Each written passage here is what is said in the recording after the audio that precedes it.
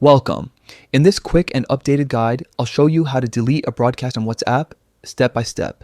Whether you've created a broadcast you no longer need or just want to clear up your chats, this method is simple and works on the latest version of the app.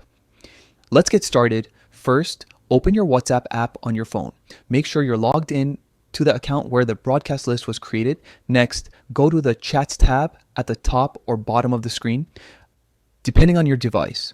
This is where all your conversations and broadcast lists are stored. Now, scroll through your chat list until you find the broadcast list you want to delete. You can recognize it by the small speaker icon next to its name. It's different from a regular chat or group. Once you find it, press and hold on the broadcast list for a few seconds.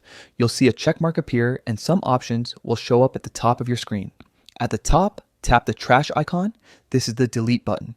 When you do, WhatsApp will ask you to confirm that you want to delete this broadcast list. Go ahead and tap delete to confirm. Just keep in mind, deleting a broadcast list only removes it from your WhatsApp. It doesn't delete any messages from your recipient's chats. They'll still have whatever messages you've sent them before. And that's it.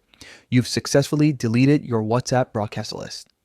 It's a quick process and helps you keep your chat screen clean and organized. If you have multiple broadcast lists, simply repeat these steps for each one you want to remove. Thanks for watching.